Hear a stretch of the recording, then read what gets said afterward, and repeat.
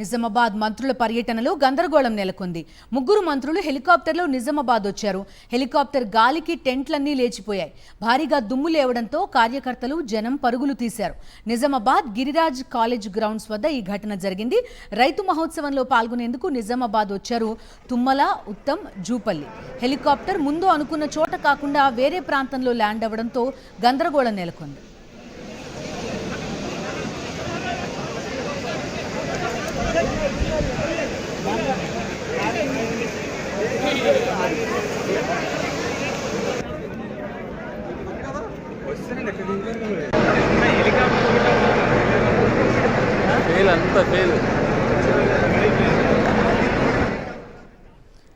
Right, visuals లో చాలా clear గా కనబడుతుంది. హెలికాప్టర్ ల్యాండ్ అయ్యే టైంలో మొత్తం అదంతా దుమ్ము వ్యాపించిపోయింది. అక్కడ తాత్కాలికంగా ఏర్పాటు చేసిన టెంట్లన్నీ కూడా పైకి ఎగిరిపోయిన పరిస్థితి.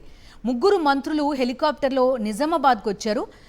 భారీగా దుమ్ము లేవడంతో అటు కార్యకర్తలు జనం పరుగులు తీశారు. గిరిరాజ్ కాలేజ్ గ్రౌండ్ వద్ద జరిగింది ఘటన. రైతు మహోత్సవంలో పాల్గొనేందుకు నిజామాబాద్ వచ్చారు తుమ్మల, ఉత్తమ్, జూపల్లి. హెలికాప్టర్ ముందు అనుకున్న చోట కాకుండా వేరే ప్రాంతంలో ల్యాండ్ అవడంతో తీవ్ర గందరగోళ పరిస్థితి నెలకొంది.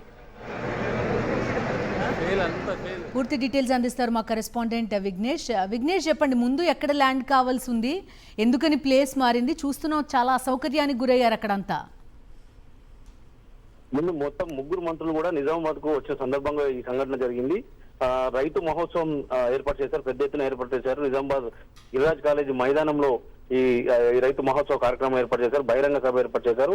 ఇదే ప్రాంతంలో పక్కనే ఉన్న ప్రాంతంలో హెలిప్యాడ్ ఏర్పాటు చేశారు. అయితే ఏర్పాట్లు సరిగ్గా చేయకపోవడం వల్ల ఒక్కసారిగా ఇక్కడ దుమ్ము పెద్ద ఎత్తున లేవడంతో ఒక్కసారిగా టెంట్లు కూడా కూలిపోయిన పరిస్థితి ఉంది.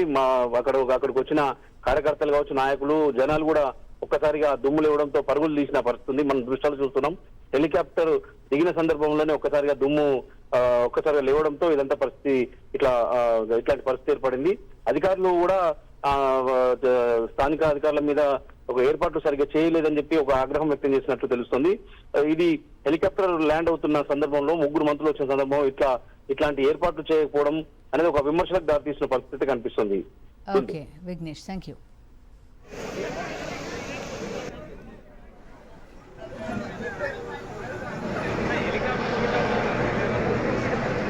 అంతా ఫెయిల్